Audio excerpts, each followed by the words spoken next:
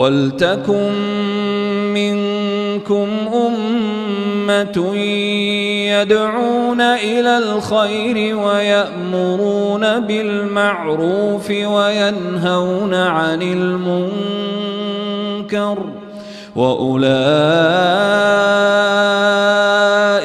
هُمُ الْمُفْلِحُونَ السلام عليكم ورحمة الله وبركاته. الحمد لله رب العالمين والصلاة والسلام على أشرف الأنبياء والمرسلين নবীনা মুহাম্মদ ওয়া আলা আলিহি ওয়া আসহাবিহি আজমাইন। ওবাদ, সম্মানিত দর্শকবৃন্দ বাজার উপস্থিত আছেন আজকে আমাদের দর্শে। আজকে আমাদের এটা চতুর্থ দর্শ। প্রথম দর্শে আমাদের ছিল আকীদা সংক্রান্ত বিভিন্ন পরিভাষা নিয়ে আলোচনা করেছি। দ্বিতীয় দর্শ ছিল আমাদের ইসলামের ফজিলত সম্পর্কে।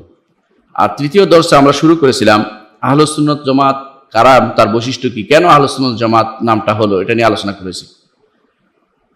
আজকেও বা গতকালও কিছু মানুষ আমাকে মাঝে মধ্যে এমন কথা শোনায় যেগুলো আশ্চর্যজনক। একজন বলছিল যে আপনি আহলুস সুন্নাত জামাত এরকম নাম দেন কেন, আপনি সালাফিন বলেন কেন, আপনি আহলুল হাদিস ওয়াল আসার বলেন কেন, ফেরকাতুন নাজিয়া বলেন কেন, এগুলি বলেই তো ভাগ করছেন আপনারা।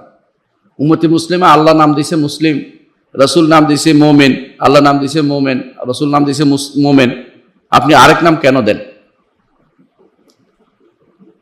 এটা কিন্তু একটা গুরুত্বপূর্ণ প্রশ্ন। এই প্রশ্নের উত্তর আপনার আমার জানা থাকা দরকার। একটাই বলেন যে হ্যাঁ, যদি সব মুসলিম থাকতো আমাদের আপত্তি ছিল না। উম্মতে মুসলিমা যে বিভিন্ন দলে ভাগ হবে এটা রাসূলুল্লাহ সাল্লাল্লাহু আলাইহি ওয়াসাল্লাম বলে দিয়েছেন। যদি এটা তিনি না বলতেন তাহলে আমরা একটাই ছিল। রাসূল বলেছেন যে ভাগ হবে। তিনি বলেছেন যে ওয়াইন্নাহু মান ইয়াইশ মিনকুম ফাসাইরা ইখতিলাফান কাসীরা, তোমাদের মধ্যে যে জীবিত থাকবে অনেক মতভেদ দেখতে পাবে, অনেক মতভেদ দেখতে পাবে। সাহাবা কেরাম জিজ্ঞাসা করেছেন আমরা কি করব? তখন বলছেন মা আনা আলী ওয়া সাহাব, যার উপর আমি আছি আমার সাহাবীরা আছে, যার উপর আমি আছি এটা হচ্ছে আহলুস সুন্নাহ ওয়াল জামাআত, তো সাহাবায়ে কেরাম, এটা হচ্ছে আহলুস সুন্নাহ ওয়াল জামাআত এর অর্থ। আর এটা হচ্ছে যে যারা সাহাবায়ে কেরাম রাসূলুল্লাহ সাল্লাল্লাহু আলাইহি ওয়াসাল্লাম পদাঙ্ক অনুসরণ করে যে আকীদার উপর আছে, এটাই বিশুদ্ধ আকীদার মত। এই জন্য আমরা বিশুদ্ধ আকীদার কথা বলি, কারণ আমরা জানি যে এভাবে মানুষ ভাগ হয়ে গেছে। কিছু হয়ে গেছে মুতাজিলা, কিছু খারেজি, কিছু মুরজিয়া, কিছু বিভিন্ন দলে ভাগ হয়ে গেছে যোগে যোগে।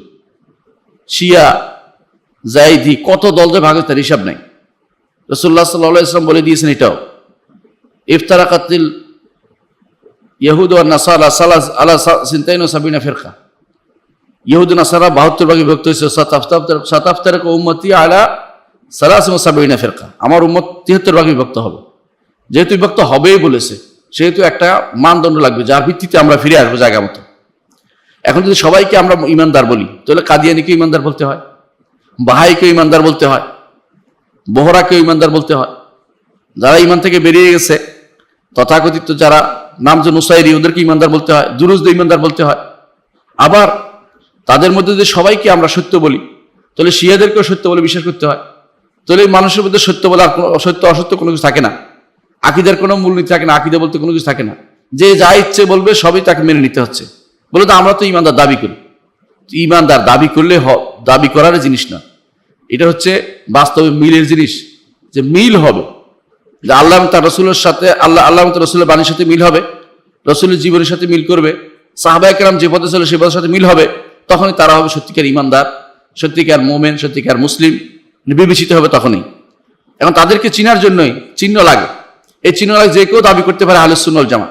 আপনি জানেন যে আমাদের দেশে একটা গোষ্ঠী আছে যারা নিজেদেরকে আহলুস সুন্নাহ ওয়াল জামাত দাবি নামে দিয়ে দিয়েছে। তারা নিজেদের আকীদায় নাম দিয়েছে, তাদের নিজেদের বলে সুন্নি বলে, আবার নিজেদেরকে আহলুস সুন্নাহ ওয়াল জামাত বলে।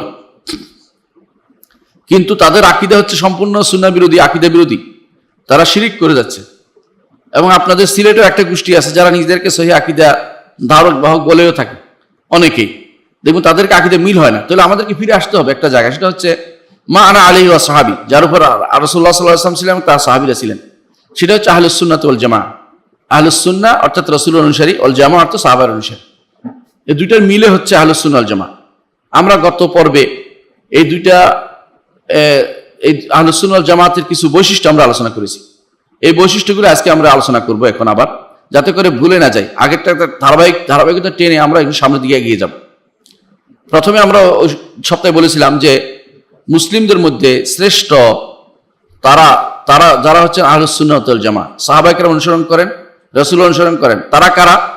তারা হচ্ছে সাহাবায়ে কেরাম এবং যারা তাদের সুন্দর অনুসারী প্রত্যেক যুগে প্রত্যেক জায়গাতে, হতে পারে তারা আমেরিকাতে, হতে পারে কে লন্ডনে, হতে পারে তারা বিভিন্ন কানাডাতে, হতে পারে দেশে, বাংলাদেশে, ভারতে, কোনো এক দেশে, ছোট এক দেশে পড়ে আছে একটা ব্যক্তি, যে সেই ব্যক্তি যদি কোনো রাসূল অনুসরণ করে, সাহাবায়ে কেরাম অনুসরণ করে চলে, কোরআন হাদিস বুঝার ক্ষেত্রে, কোরআন হাদিসকে বুঝার ক্ষেত্রে এই নীতিমালা অনুসরণ করে চলে, সেই আহলুস সুন্নাহ ওয়াল জামাত। সুনির্দিষ্ট কোনো ব্যক্তি বা গোষ্ঠীকে বুঝাবে না, এক ব্যক্তি নাম দিলেই হবে না যে আপনি আহলুস সুন্নাহ ওয়াল জামাত। তাহলে আহলুস সুন্নাহ উত্তম হচ্ছে, মুসলিমদের মধ্যে উত্তম হচ্ছে ওরাই যারা আহলুস সুন্নাহ ওয়াল জামাত। এর বাইরে আহলুস সুন্নাহ ওয়াল জামাতের সাথে যার যতটুকু দূরত্ব হবে অতটুকু সে মুসলিমদের থেকে দূরে চলে যাবে। যদি আহলুস সুন্নাহ ওয়াল জামাতের কাছাকাছি থাকে তাহলে বলা হবে কাছের লোক, যেমন জাইদিদেরকে আমরা বলি যে আহলুস সুন্নাহ ওয়াল জামাতের কাছের লোক, আবার শিয়াদেরকে বলি আমরা আহলুস সুন্নাহ ওয়াল জামাতের দূরের লোক। এর চেয়ে বেশি দূরে চলে যায় নুসাইরিরা বা ইয়ারা দুরজিরা, যারা দূরে চলে যায় এবং কাফের হয়ে যায়। তাহলে আহলুস সুন্নাহ ওয়াল জামাত হচ্ছে মূল, সেখান থেকে দূরে সরতে সরতে একসময় মানুষ অনেক দূরে চলে যায়। এটা হচ্ছে আহলুস সুন্নাহ ওয়াল জামাতের মূল পরিচয়। এদের আরেক নাম আমরা বলেছি গত সপ্তাহে যে এরা হচ্ছে সালাফুস সালেহ, এদেরকে বলা হয় সালাফি বলা হয়, এদেরকে আহলুল ইত্তিবা ওয়াল আসার, এদেরকে আযারি বলা হয়, আসার অনুসরণ করে। আশআরী আযারি, আযারি আশআরী আশআরী আযারি আযারি বলা, যারা পদাঙ্ক অনুসরণ করে চলে, সাহাবায়ে কেরাম এবং তাবেঈদের পদাঙ্ক যারা রাসূলুল্লাহ সাল্লাল্লাহু আলাইহি ওয়াসাল্লাম অনুসরণ করে চলেছে, সেই সমস্ত তাবেঈ সাহাবায়ে কেরামকে সুন্দর অনুসারী, এদেরকে বলা হয় আযারি, আল ইত্তিবা ওয়াল আসার। আবার এদেরকে বলা আহলুল হাদিস ওয়াল খবর, আহলুল হাদিস তারা। আবার এদেরকে এরা হচ্ছে আহলুল ফিকহ ওয়ান নজর, এরা ফিকহ এবং নজরের দৃষ্টি তারা রাসূলুল্লাহ সাল্লাল্লাহু আলাইহি ওয়াসাল্লামের সাহাবাদের অনুসরণ করে এবং তাবেঈদের অনুসরণ করে চলে, সুন্দরভাবে অনুসরণ করে চলে।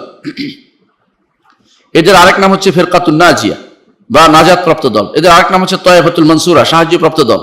এদের নাম সুন্দর, এদের এই সমস্ত সম্পর্ক হচ্ছে সম্মানিত সম্পর্ক, এই সম্পর্কের মধ্যে কোনো দোষের কিছু নেই। সুতরাং যারা এগুলিতে সম্পর্কে দোষের দেখে তাদের অন্তরের মধ্যে আকীদাগত বক্রতা রয়েছে, এটা বিশ্বাস করতে হবে। তাহলে আহলুস সুন্নাহ ওয়াল জামাত কারা, সংক্ষেপে যদি বলতে হয় কি বলবো?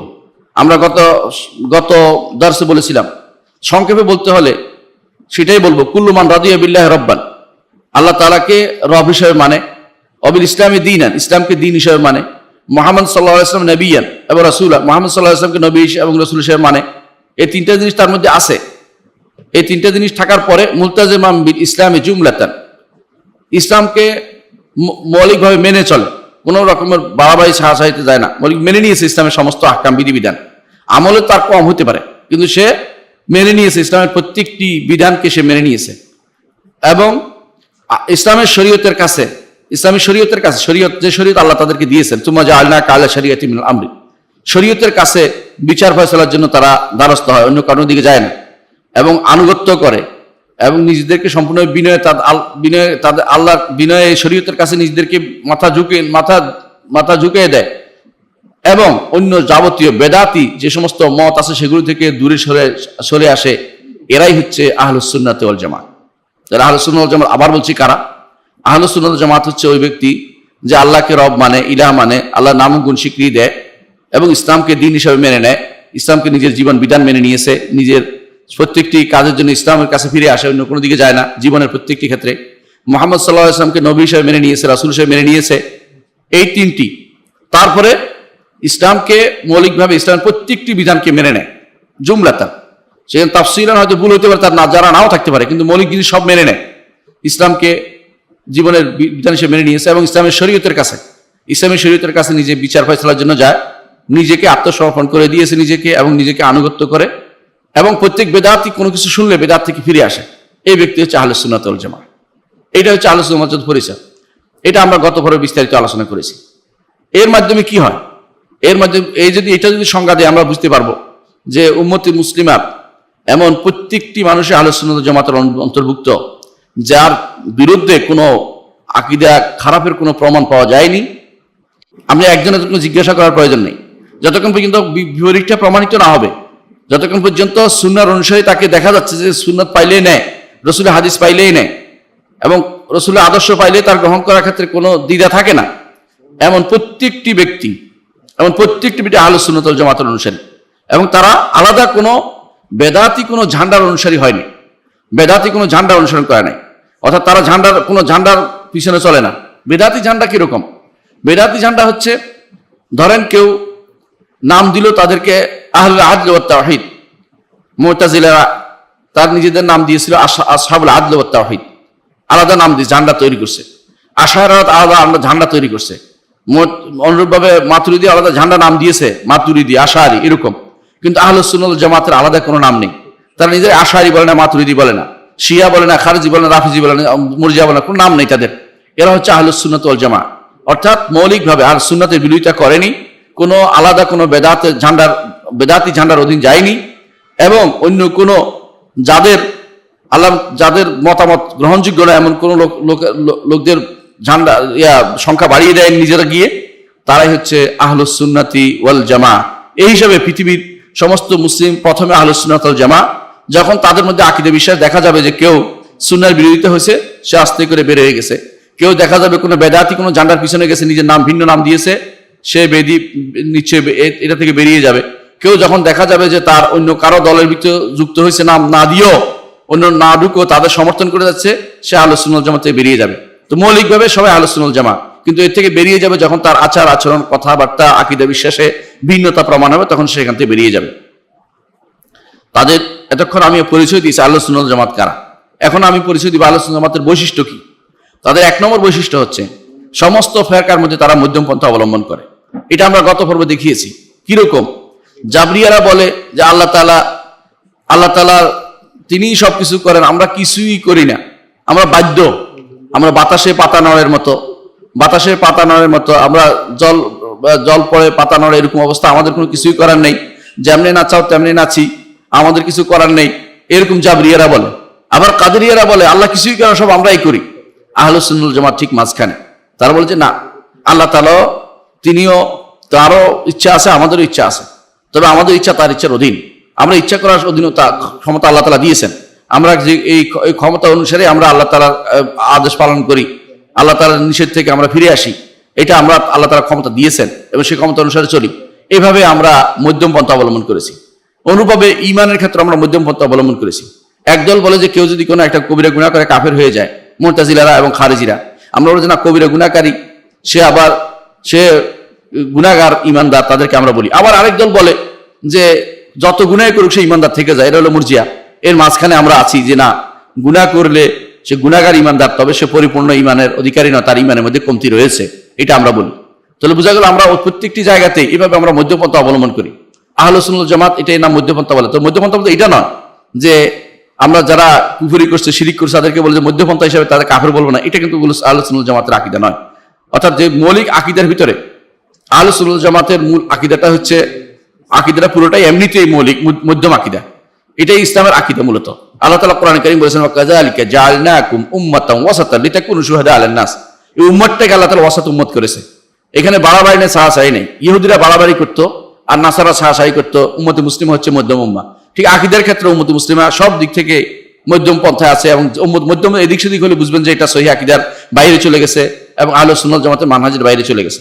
তাহলে 1 নম্বর বৈশিষ্ট্য হচ্ছে তারা সমস্ত উম্মতের সমস্ত ফেরকা, যত ফেরকাগুলি এখন বের হয়েছে, শিয়া বলেন, খারেজি বলেন, রাফিজি বলেন, অনুরূপভাবে যত ফেরকা, এদের মধ্যে মধ্যম পন্থা আছে। আহলুস সুন্নাহ ওয়াল জামাত তারা কাউকে উম্মত সাহাবায়ে কেরামকে সবাইকে স্বীকৃতি দেয়, আবার কাউকে বাড়াইতে আল্লাহর পর্যায়ে নিয়ে যায় না, যেটা শিয়ারা করেছে। আবার কাউকে কাফের বলতে সবাই কাফের বলে না, যেমন খারিজিরা বলেছে।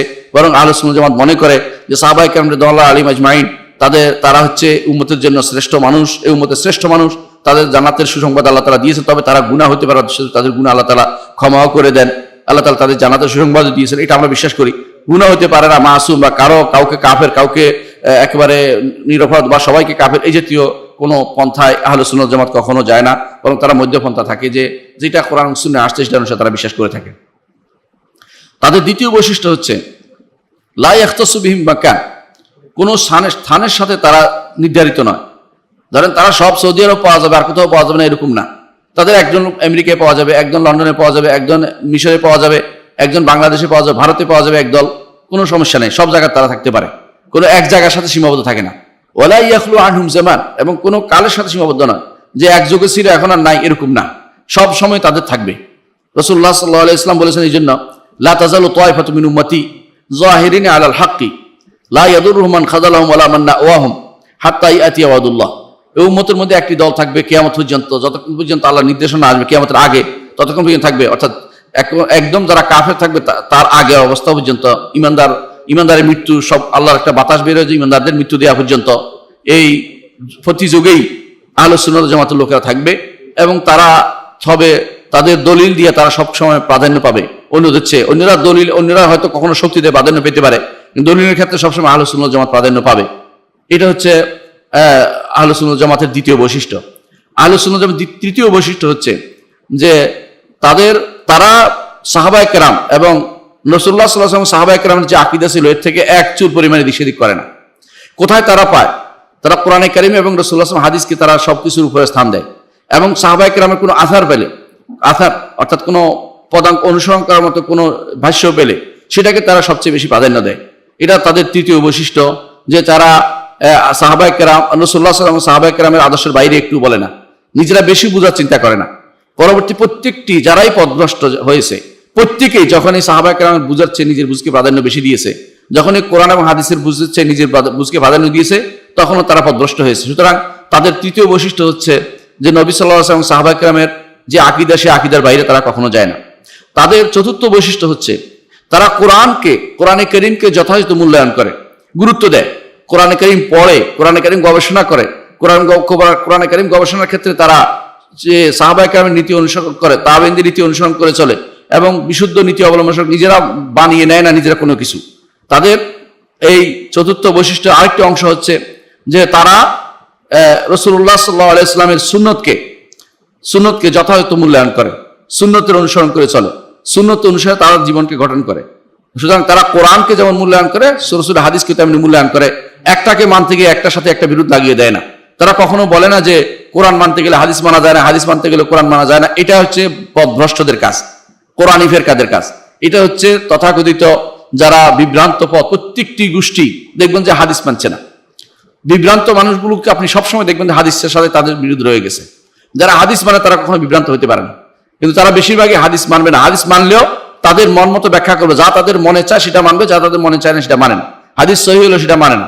সুতরাং চতুর্থ বৈশিষ্ট্য হচ্ছে যেটা বললাম আহলুস সুন্নাহ ওয়াল জামাতের, তারা কোরআনও মানে হাদিসও মানে, এ দুইয়ের মধ্যে কোনো রকমের তারতম্য করে না, অর্থাৎ দুইটাকে মানার ক্ষেত্রে কোনো তারতম্য করে না।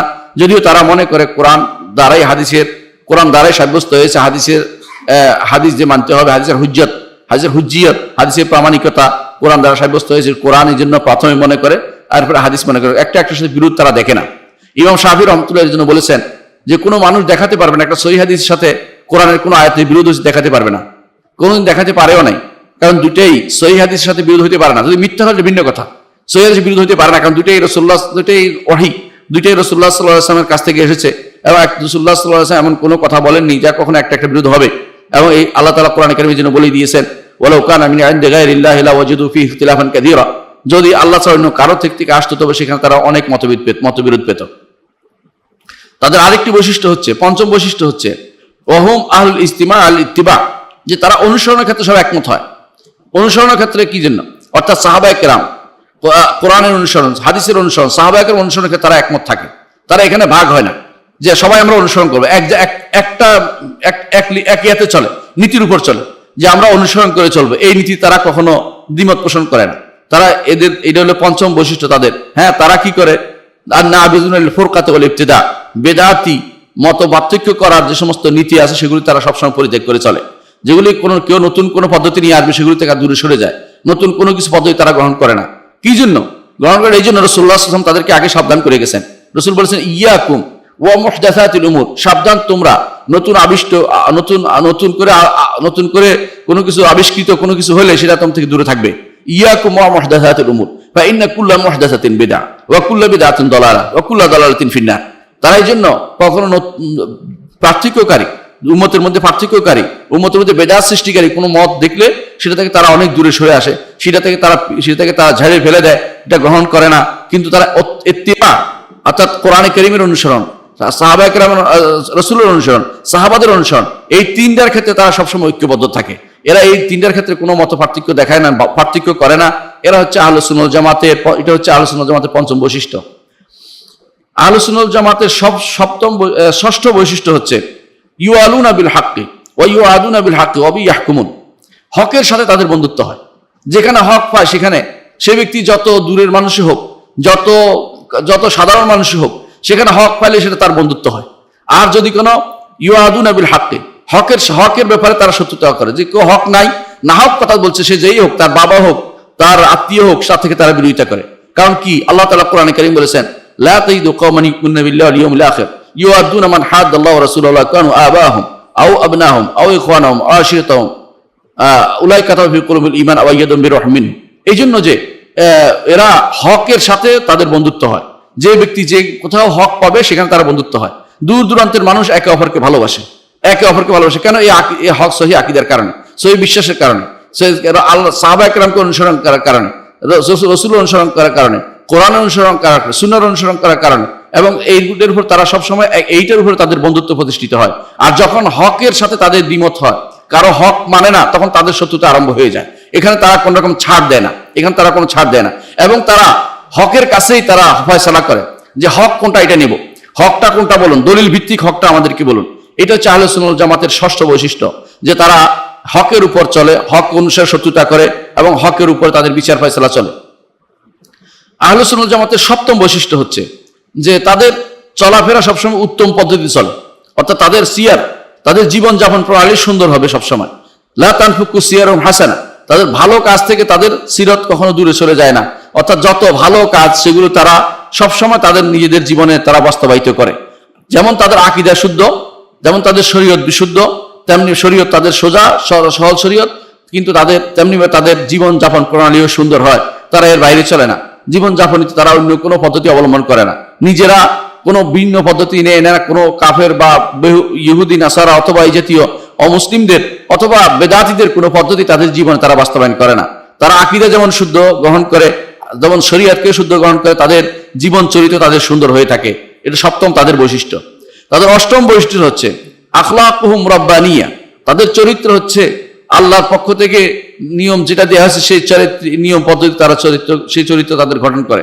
ওয়া মাসালিকুহুম ওয়াসাতিয়া, জীবন যা তাদের মাসলাক, তাদের যে সমস্ত পথ, চলার পথটা মধ্যম পন্থায় চলে, এবং ঈমানি তারবিয়ত তাদের মধ্যে থাকে। সবসময় ঈমান নিয়ে তারা ব্যস্ত হয়ে পড়ে, ঈমানের তারবিয়ত দিতে চায় মানুষকে। তারা কথাই শুধু তাওহীদের কথা বলে, তাদের সুন্নাহর কথা বলে, তারা কখনো বেদাতের কথা পথে চলে না, তাদের ঈমানের বাইরে অন্য কোনো পথে দিয়ে মানুষকে ডাকে না, ঈমানের দিকে মানুষকে আহ্বান করে, এবং ঈমান দিয়ে মানুষকে তারবিয়ত দিতে প্রথম থেকে তাদের শুরু হয় ঈমান দিয়ে, অন্য কোনো তারবিয়তের দিকে তারা ডাকে না। ঈমানি তারবিয়তের কমপ্লিট হওয়ার পরে অন্য দিকে তারা যায়। সুতরাং তাদের চরিত্র হবে রাব্বানি, তাদের চরিত্র হবে আল্লাহ তাআলার পক্ষ থেকে যেই পথ দেখানো সেই চরিত্র অনুসারে তারা চলে, এবং তাদের চলার পথ সেটা হচ্ছে মধ্যম পন্থা, এবং তারবিয়ত হবে তাদের ঈমান। তাদের অষ্টম যে বৈশিষ্ট্য তা হচ্ছে যে তারা লা ইউখালিফুনা ফিত তারবিয়াতি ওয়াস সুলুকি হাদিয়াল মাসুম সাল্লাল্লাহু আলাইহি ওয়াসাল্লাম ফাবিইযনিহি ফাবিআদাবিহি ইয়াতাআদ্দাবুন ওয়া আলা আথারি ইয়ামালুন ওয়া আন সুন্নতিহি লা ইয়াহিদুন। অর্থ হচ্ছে, অষ্টম বৈশিষ্ট্য হচ্ছে এটা যে তারা তাদের চলাফেরা, তারবিয়ত, শিক্ষা, প্রশিক্ষণ এগুলোতে রাসূলুল্লাহ সাল্লাল্লাহু আলাইহি ওয়াসাল্লাম আদর্শের বাইরে একটুও যাবে না, বিরোধিতা কিছুই করবে না। রসুলের আদব, রসুল যেভাবে তাদেরকে শিষ্টাচার শিক্ষা দিয়েছেন সেই শিষ্টাচার মাধ্যমে তারা শিষ্টাচার প্রাপ্ত হয়, এবং রসুলের পথে পদাঙ্ক অনুসরণ করে আমল করে। রসুল যেভাবে তার সুন্নতে যেভাবে বলেছেন সেই সুন্নতের বাইরে তারা এক বিন্দু এদিক সেদিক যাবে না, একটু তারা আগ বাড়িয়ে কিছু করবে না। এর অর্থ হচ্ছে এর পথ থেকে তারা দূরে সরে যাবে না, রসুলের পথেই তারা চলবে, তার আদর্শের বাইরে তারা চলবে, কখনো যাবে না। এই জন্য আপনি দেখবেন ইমাম ইবনে কাইয়িম রাহমাতুল্লাহ আলাইহি তিনি যে গ্রন্থটি জাদুল মাআদ ফি হাদি খায়রুল ইবাদ, জাদুল মাআদ ফি হাদি খায়রুল ইবাদ, অর্থাৎ রাসূলুল্লাহ সাল্লাল্লাহু আলাইহি ওয়াসাল্লামের আদর্শ অনুসারে তিনি লিখেছেন জাদুল মাআদ, পরকালীন পারিতোষিক বা পরকালীন জীবনের পাথেয়, সেটা তিনি গ্রন্থটা লিখেছেন। কেন? যে তারা সালাত পড়তে গেলে রসুল অনুসরণ করে চলে, যাকাত দিতে রসুল অনুসরণ করে, হজ করতে রসুল অনুসরণ করে চলে। ব্যক্তি বিশেষ কোনো তাদের কাছে মর্যাদাপূর্ণ নয়, একমাত্র রাসূলুল্লাহ সাল্লাল্লাহু আলাইহি ওয়াসাল্লাম তাদের হচ্ছেন হাদি, তাদের রাসূলুল্লাহ সাল্লাল্লাহু আলাইহি ওয়াসাল্লামকে তারা আদর্শ ব্যক্তিত্ব এবং তার কথাকেই তারা সব জায়গায় প্রাধান্য দেয়, এবং তার শিষ্টাচারের মাধ্যমে তারা চলে, তার পথে তারা অনুসরণ করে আমল করে, তার সুন্নত থেকে এক বিন্দু এদিক সেদিক তারা হয় না। এটা তাদের অষ্টম বৈশিষ্ট্য। নবম বৈশিষ্ট্য হচ্ছে যে তারা শিক্ষা দেয়, এবং তারা মানুষকে তারবিয়ত দেয়, এবং তারা সৎ কাজের আদেশ দেয়, অসৎ কাজ থেকে নিষেধ করে, এবং আল্লাহর দিকে তারা আহ্বান করে, এবং আল্লাহর দিকে তাদের মানুষকে পথ দেখায়, এবং তার পথে তারা জিহাদে লিপ্ত থাকে। এরা হচ্ছে তাদের বৈশিষ্ট্য। অর্থাৎ তারা শিক্ষা দেয় এবং শিক্ষা মধ্যে লেগে থাকে, তারা মানুষকে অন্য কোনো দিকে যায় না, প্রাথমিক কাজে তাদের শিক্ষার মধ্যে লেগে থাকে। কেন সেটা করে? কারণ রাসূলুল্লাহ সাল্লাল্লাহু আলাইহি ওয়াসাল্লামকে আল্লাহ তাআলা মুআল্লিমান পাঠিয়েছেন। ইন্নামা বুইস্তু মুআল্লিমান, আমাকে মুআল্লিম হিসেবে পাঠিয়েছেন। আল্লাহ তাআলা নিজে বলেছেন যে ইউআল্লিমুহুল কিতাব ওয়াল হিকমা ওয়া ইউযাক্কিহিম, তাদেরকে তালিম শিক্ষা দেয়, কিতাব এবং হিকমা, কোরআন এবং সুন্নাহ তাদেরকে শিক্ষা দেয়। সেই জন্য যারা রাসূলের অনুসারী তারা সব প্রত্যেকে তালিম শিক্ষার মধ্যে সবসময় লেগে থাকে, তারবিয়ত দেয়, মানুষকে সঠিক পথ দেখায় এবং তাদেরকে হকের পথে নির্দেশ দেয়। হক না হক পথ, যেটা অসৎ পথ থেকে তা থেকে তারা দূরে রাখে, আল্লাহর দিকে তাদেরকে আহ্বান করে এবং আল্লাহর পথে তাদেরকে পথ দেখায় এবং আল্লাহর পথে তারা জিহাদ করে, আল্লাহর পথে জিহাদ করে। কোনো ব্যক্তিগত ইমেজ নয়, কোনো উদ্দেশ্য নয়, রাষ্ট্র নয়, ব্যক্তি নয়, ক্ষমতা নয়, বরং একমাত্র আল্লাহর পথে যেটা হবে সেটার জন্য তারা জিহাদ করে এবং সেই পথেই মানুষকে পরিচালিত করে। আল্লাহর পথের জিহাদ বলতে বোঝাতে হবে আল্লাহর দ্বীনকে, তাওহীদকে, ঈমানকে এবং সুন্নাতকে প্রতিষ্ঠা করার জন্য তারা সবসময় জিহাদে লিপ্ত থাকে। এই জিহাদ মারামারি হানাহানি নয়, এই জিহাদ হচ্ছে সর্বনিম্ন স্তর হতে সর্বোচ্চ স্তর পর্যন্ত, যেখানে যেটুকু তার ক্ষমতা আছে সে ক্ষমতার মাধ্যমে সেটা বাস্তবায়ন করার জন্য তারা সবসময় সচেষ্ট থাকে। এরা হচ্ছে আহলুস সুন্নাত ওয়াল জামাতের একটি বৈশিষ্ট্য। এটা নবম বৈশিষ্ট্য বা দশম বৈশিষ্ট্য হচ্ছে লা তাজালু তায়ফাতুহুম মুজাহিদাতুন বিল হুজ্জাতি ওয়াল বায়ান, তাদের দলগুলি সবসময় একটা কাজ করবে, তারা প্রমাণ এবং বর্ণনা নিয়ে সবসময় জিহাদে লিপ্ত। যেমন আপনারা জানেন বর্তমান সময়ে যারা সহিহ আকীদা তারাই সবসময় সহিহ আকীদার কথা বলে এবং যারা বেদাতি তাদের বিরুদ্ধে কথা বলে। আবার বেদাতিরা সময় মতো সব এক হয়ে যায়, আপনি দেখবেন বেদাতিরা এক হতে দেরি হয় না। কেন এক হতে দেরি হয় না? কারণ তাদের মধ্যে ছাড় প্রবণতা আছে, প্রয়োজনে একটা ছাড় দিবে, কিন্তু আহলে সুন্নাত জামাতের ছাড় মতো কোনো কিছু নেই। তারা মনে করে যে আমার প্রমাণ ভিত্তিতে আমি চলি, আমার বয়ানের ভিত্তিতে আমি চলি, আল্লাহ কোরআনের এবং রাসূলের হাদিস থেকে আমি চলি, এখানে আমার ছাড় মতো কোনো কিছু নেই। এবং তারা এই মুজাহাদা চালিতে থাকে তাদের হাতের মাধ্যমে, তাদের কলমের মাধ্যমে, তাদের অস্ত্রের মাধ্যমে, এভাবে তারা সবসময় পরিচালিত হয় এবং তারা জাহেরাতান মানসুরাতান, তারা সবসময় প্রকাশ্য থাকে, অর্থাৎ লুকিয়ে থাকে না। হক কথা তারা বলে, কম হতে পারে, তারা সংখ্যায় কম হতে পারে, কিন্তু তারা হক কথা বলে এবং তারা সবসময় তাদের প্রমাণে সবসময় উপরে থাকে।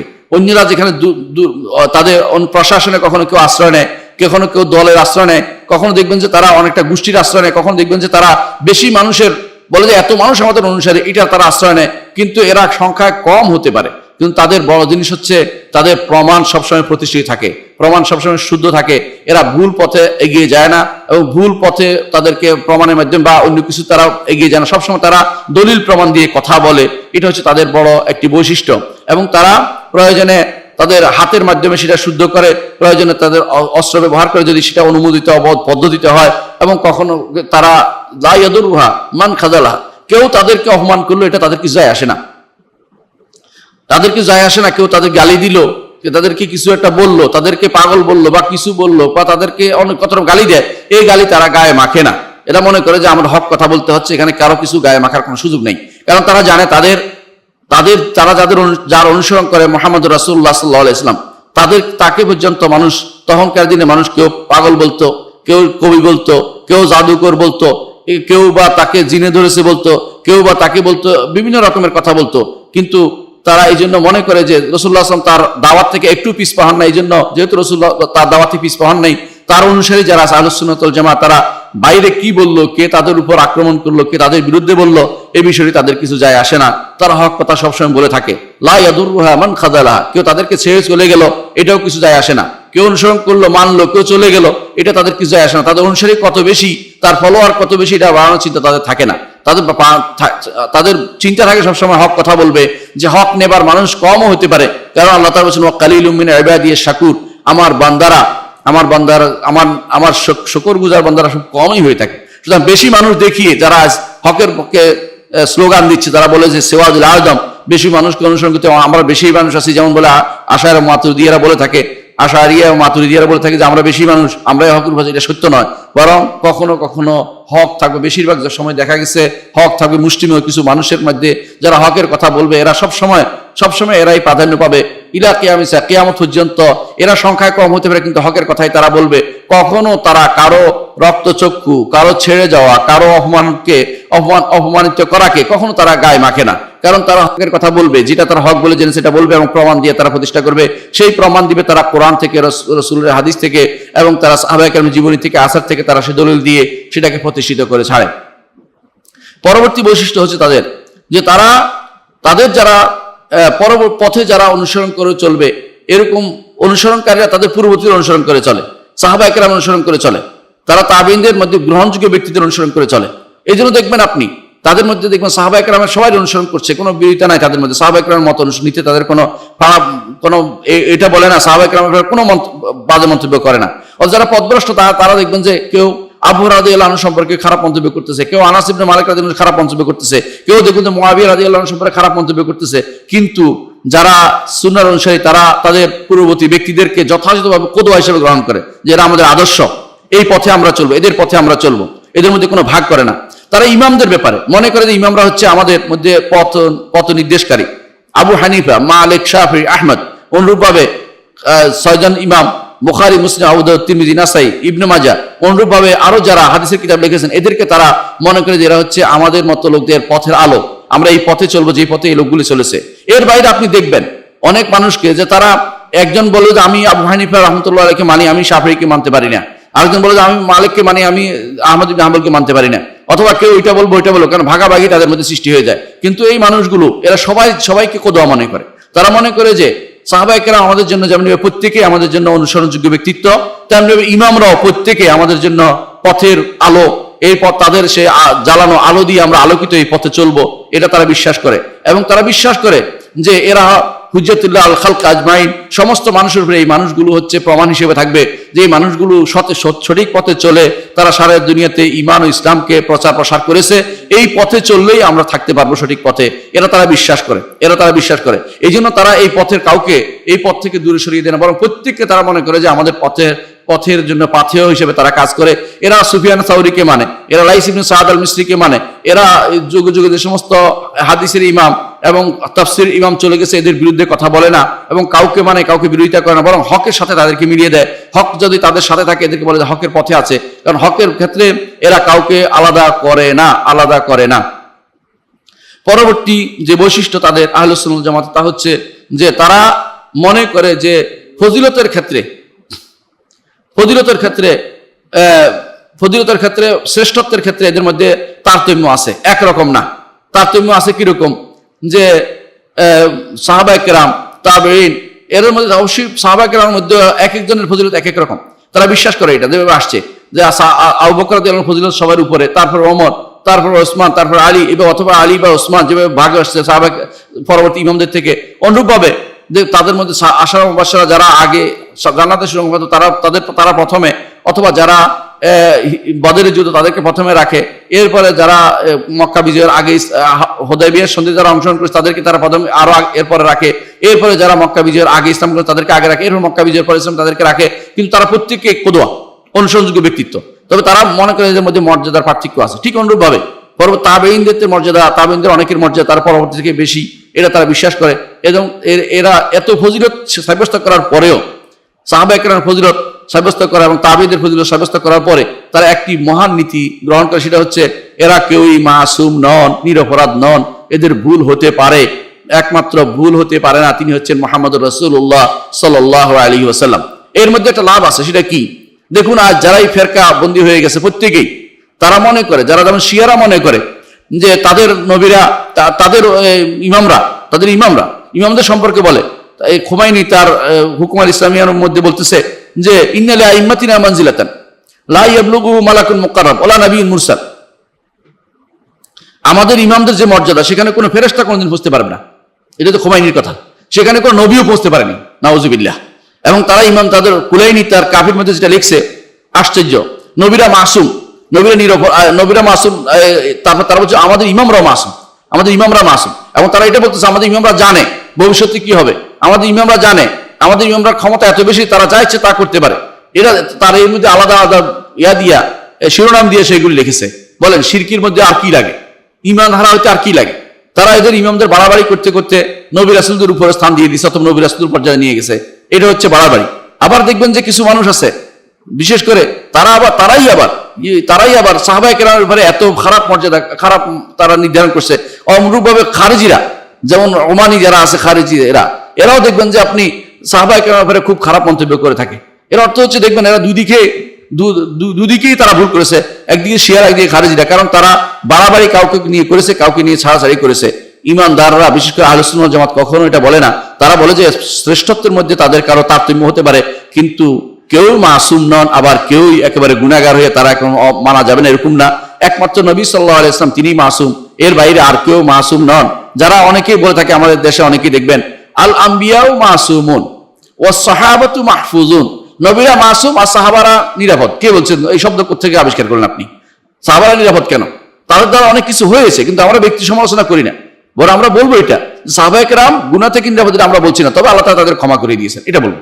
আল্লাহ তাদের ক্ষমা করে দিয়েছে, সমালোচনা করা যাবে না। কিন্তু তাদেরকে আপনি বলবেন যে তারা হেফাজত হয়ে গেছে, তাদের কোনো গুনাহ হয় না, এটা আবার ভুল কথা, এটা বাড়াবাড়ি। এটা কোন কোন লোক করে থাকে, আমাদের কোন কোন মাদ্রাসা, বিশেষ করে দেওবন্দ কেন্দ্রিক মাদ্রাসা, অনেকে এটা বলে থাকে, এটা ভুল কথা, এটা ঠিক না। ঠিক আছে, এটা বলতে হবে যে সাহাবায়ে কেরাম অবশ্যই আমাদের জন্য কোদওয়া অনুসারী, কোদওয়া হওয়ার জন্য বা অনুসরণযোগ্য ব্যক্তিত্ব হওয়ার জন্য একেবারে নিরাপদ হওয়া জরুরি না, বরং তার কথাটা সত্য যেটা সেটা গ্রহণ করে নেবো, যেটা সত্য নয় আমার কাছে প্রমাণিত হবে সেটা আমি গ্রহণ করবো না। রাসূলুল্লাহ সাল্লাল্লাহু আলাইহি ওয়াসাল্লামের কথাটাই আমি গ্রহণ করবো, যেখানে আমার কাছে মনে হবে তারা ইজতিহাদ করেছেন। সাহাবায়ে কেরামের যদি কোনো ইজতিহাদ যদি কোনো না থাকে, সেখানে তাদের মত থাকে, সেটাকে সবার উপরে প্রাধান্য দিতে হবে। ইজতিহাদ নয়, বরং তারা নিজেরা বলেছেন রাসূলুল্লাহ সাল্লাল্লাহু আলাইহি ওয়াসাল্লাম অনুসরণ করে, সেটাকে আমরা সবার উপর প্রাধান্য দিব। আর যেখানে দেখবেন যে তারা ইজতিহাদ করে বলেছেন, সেখানে কয়েক ইজতিহাদ যদি সবাই একরকম মিলে যায়, তাহলে সেটা অবশ্যই আমাদের জন্য দলিল। আর যদি ইজতিহাদ ভিন্ন ভিন্ন হয়, তো ইমাম আবু হানিফা রাহমাতুল্লাহ যেটা বলেছেন যে আমি তাদের যার ইচ্ছা কথা নিব, যার ইচ্ছা কথা নিব, অর্থাৎ তাদের কথার বাইরে যাব না, তাদের কথার মধ্যে থাকবো। আর যদি তাদের তারা সেখানে তাদের মধ্যে মতভেদ থাকে, পরবর্তীরা সেখানে তাদের মতের বাইরে চলে, তাহলে সেটা ইজমার খারেক হবে, ইজমার বাইরে চলে যাবে, এটা মনে রাখতে হবে আমাদেরকে। কিন্তু তারা মাসুম আমরা বলি না, তারা নিরাপদ আমরা বলি না, আমরা বলি না তাদের কোনো গুনাহ হতে পারে না, কারণ তার দ্বারা এমন কিছু জিনিস হয়েছে, আপনারা যদি সিরাত পড়েন, সূরা হাদিস পড়েন, আপনারা সেগুলি পাবেন যে তাদের দ্বারা এমন ঘটনা ঘটেছে যেগুলি তা বোঝায় যে তাদের মধ্যে আরো গুনাহ হয়েছিল, কিন্তু আল্লাহ তাদের ক্ষমা করে দিয়েছেন। আল্লাহ তাআলা নিজে তাদের ক্ষমা করার কথা বলেছেন এবং তাদের জান্নাতের ওয়াদা করেছেন। আহলুস সুন্নাহ জামাতের আরেকটি বৈশিষ্ট্য হচ্ছে যে বিমিজান শরীয়ত ইয়াহকুমুন, শরীয়তের মিজানে তারা বিচার করে, ব্যক্তি কোনো ইয়াতে না। অর্থাৎ আপনি আপনার দলীয় নেতা হিসেবে আপনি তাকে সবসময় ছাড় দিয়ে যাবেন, সে যাই করুক, বা তাকে সবসময় গোপন করে যাবেন, তার দোষ তো এটা তারা বলে না। শরীয়তের বিচারে তারা সবসময় বিচার করে, শরীয়তের কতটুকু মানলো এটা অনুসারে তারা গ্রহণ করে, শরীয়ত বিরোধী হয়েছে তারা আর গ্রহণ করবে না, বলে না শরীয়ত বিরোধী হয়েছে এটা গ্রহণ করা যাবে না, আপনি যেই হন না কেন, এটা দ্বারা তারা বিচার করে। ওবে ইকামতিদ্দিন ইয়াতাওয়াসাউন, তারা দিন কায়েমের ব্যাপারে একে অপরকে ওসিয়ত করে। দিন কায়েম এটা তো একটা আজ মাজলুম একটি মুস্তালাহ পরিভাষা হয়ে গেছে। দিন কায়েম বলতে মানুষ যা বুঝাচ্ছে এক একজন এক এক দিয়ে নিয়ে যাচ্ছে। শিয়ারা বলবে দিন কায়েম করতেছে, তারা শিয়াইজম প্রতিষ্ঠা করতেছে। খারেজিরা বলে তারা দিন কায়েম করতেছে, খারেজিরা প্রতিষ্ঠা করতেছে। আবার দেখবেন যারা এই তথাকথিত বেদাতি গ্রুপ আছে, তারা ক্ষমতায় আসছে, তারা বলে দিন কায়েম করতেছে। মুতাজিলার একসময় দিন কায়েমের নামে আহমদ ইবনে হাম্বল রাহমাহুল্লাহকে পিটাইছেন। এরা সবাই দিন কায়েম একটা পরিভাষা নিয়েছেন। আসলে দিন কায়েম জিনিসটা কি না বুঝার কারণে এই সমস্যাটা হয়েছে। দিন কায়েম আর কিছু নয়, ইসলাম, ঈমান, ইসলাম, ইহসান, এই তিনটি জিনিসকে যথাযথভাবে বাস্তবায়নের নাম হচ্ছে দিন কায়েম। ঈমান, ইসলাম, ইহসান, এই তিনটি দিন যথাযথ বাস্তবায়নের নাম হচ্ছে ইসলাম, দিন কায়েম। এটাই রাসূলুল্লাহ সাল্লাল্লাহু আলাইহি ওয়াসাল্লাম যখন জিবরিল আলাইহিস সালাতু ওয়াস সালাম যখন এসেছিলেন রাসূলুল্লাহ সাল্লাল্লাহু আলাইহি ওয়াসাল্লামের কাছে এবং তাকে দিন সম্পর্কে জানিয়েছেন, এই ঈমান, ইসলাম, ইহসান সম্পর্কে জানানোর পরে বলেছেন রাসূল যে হাযা জিবরিল জাআকুম ইউআল্লিমুকুম দীনাকুম, এ হচ্ছে জিবরিল, তিনি তোমাদেরকে দিন শিখাইতে এসেছেন। এই দিন কি বুঝেছে তাহলে? ঈমান, ইসলাম, ইহসান, এই তিনটা জিনিস প্রতিষ্ঠা করার নাম দিন। এই তিনটার মধ্যে আছে আরকানুল ঈমান, আরকানুল ঈমান, ইসলাম, আরকানুল ইসলাম, ইহসান, আরকানুল ইহসান। এগুলি যথাযথভাবে বাস্তবায়ন, এগুলি বুঝা, এগুলি মানুষের মধ্যে প্রচার করা, প্রসার করা, এগুলি দিকে মানুষের ডাকা, এটা হচ্ছে ঈমান, দিন কায়েম। এটাই যথেষ্ট। এর বাইরে দিন কায়েমের নামে যদি হানাহানি মারামারিতে লিপ্ত হই, দিন কায়েমের যদি রাষ্ট্র দখলের চিন্তায় সবসময় মাথায় থাকে, তাহলে আপনি শিখতে পারেন না কিছুই। দিন কায়েম বলতে আমরা ভুল বুঝেছি, এটা মনে রাখতে হবে। তবে এটা বলছি না যে ওইটা একটা অংশ না, ওইটা একটা অংশ, এটা অতিরিক্ত অংশ। যদি হয় ভালো, না হলে আমাদের কোনো ক্ষতি নেই। এটার জন্য মরে যেতে হবে, এটার জন্য আমরা আমাদের দান সদকা আদায় নিতে হবে। কিছু মানুষ যা বলতেছে, কিছু মানুষ জাকাত উসুল করতেছে এটার জন্য, কিছু মানুষ এটার জন্য মনে করছে এটাই সবকিছু, এটার জন্য সবকিছু বলছে এবং এটাকে ফরজ বানিয়ে নিচ্ছে। তারা এই সালাত, জাকাত, সওম, হজ এগুলিকে বানাচ্ছে ট্রেনিং, আর তারা বানাচ্ছে যে ক্ষমতা দখল বা রাষ্ট্রীয় ক্ষমতা দখলকে বানাচ্ছে তাদের মূল জিনিস। এটা পরিপূর্ণভাবে, সম্পূর্ণভাবে ইসলাম বিরোধী কথা। এটা কখনো ইসলাম কখনো ছিল না। রাসূলুল্লাহ সাল্লাল্লাহু আলাইহি ওয়াসাল্লাম দিন কায়েম করেছেন মক্কাতেও করেছেন, মদিনাতেও করেছেন। মক্কাতে যখন করেছেন রাষ্ট্র ক্ষমতার হাতে ছিল না, মদিনাতে যখন তার হাতে রাষ্ট্র ক্ষমতা তখনও করেছেন। এর অর্থ হচ্ছে দিন কায়েমে উভয়ভাবে করা যায়, ক্ষমতায় গিয়েও করা যায়, ক্ষমতায় না গিয়েও করা যায়। ক্ষমতায় গেলে আল্লাহ তাআলা অতিরিক্ত দায়িত্ব দিয়েছেন তাদেরকে করার জন্য, যারা ক্ষমতা আছে তাদের জন্য আল্লাহ যিনি ইমাক্কান্নাহুম ফিল আরদি আকামুস সালাতা ওয়া আতাউজ যাকাতা ওয়া আমারু বিল মা'রুফ ওয়া নাহাউ আনিল মুনকার ওয়া লিল্লাহি আকিবাতুল উমুর, আল্লাহ তাআলা বলেছেন। এর অর্থ হচ্ছে ক্ষমতায় গেলে তার দায়িত্ব বেড়ে যায়, ক্ষমতায় গেলে তাকে বাস্তবায়ন করতে হয় সবার জায়গায়, কিন্তু ক্ষমতায় না গেলেও দিন কায়েমের সুযোগ রয়েছে। যুগ যুগ ধরে নবীরা দিন কায়েম করেছেন, কিন্তু কেউ ক্ষমতায় যাননি। কয়েকজন নবী ছাড়া, হাতে গোনা কয়েকজন নবী ছাড়া কেউ দিন ক্ষমতায় যাননি। আপনি দেখতে পান যে দিন কায়েমের কথা যে আয়াতে এসেছে, যে আয়াতটিতে এসেছে, শারাআ লাকুম মিনাদ দীনি মা ওয়াসা বিহি নূহান ওয়াল্লাযী আওহাইনা ইলাইকা ওয়া মা ওয়াসা বিহি ইব্রাহিম ওয়া মূসা ওয়া ঈসা আন আকিমুদ দীনা ওয়া লা তাতাফাররাকু ফি। আল্লাহ নির্দেশ দিয়েছেন এই পাঁচজন নবীকে যে আপনারা দিন কায়েম করুন। এর মধ্যে একমাত্র মুহাম্মদ রাসূলুল্লাহ সাল্লাল্লাহু আলাইহি ওয়াসাল্লাম, তিনি যখন মদিনায় গিয়েছেন রাষ্ট্রপ্রধান হয়েছেন, আগ পর্যন্ত তিনি দিন কায়েম করেছেন এর আগেও, এবং তিনি মূসা আলাইহিস সালাম দিন কায়েম করেছেন, রাষ্ট্রপ্রধান হননি। ঈসা আলাইহিস সালাম দিন কায়েম করেছেন, রাষ্ট্রপ্রধান হননি। নূহ আলাইহিস সালাম দিন কায়েম করেছেন, রাষ্ট্রপ্রধান হননি।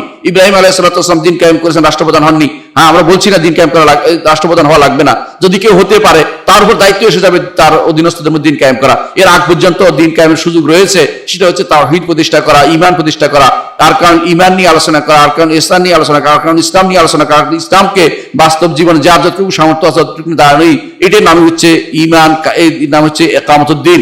এর বাইরে নিজেরা বাড়িয়ে বাড়িয়ে যাই বানাবেন সেটা হচ্ছে নিজের ইজতিহাদ, এবং সেটা আহলে সুন্নাত জামাতের পদ্ধতি, প্রচলিত পদ্ধতি, নিয়ম আহলে সুন্নাত জামাতের পদ্ধতি নয়, নিজেদের বানানো পদ্ধতি। সেই বানানো পদ্ধতিতে দিন কায়েম হবে না, এবং সেটা হৃদয়ে হবে হাওয়া কায়েম, নিজের প্রবৃত্তির দাসত্ব কায়েম করা হবে। এবং এর মাধ্যমে নিজেরা কোরআন এবং সুন্নাহর নুসুসকে, কোরআন এবং সুন্নাহর ভাষ্যকে নিজেদের মতো করে ব্যাখ্যা করার একটা সুযোগ তৈরি করে দিয়েছেন, নিজেদের মতো করে।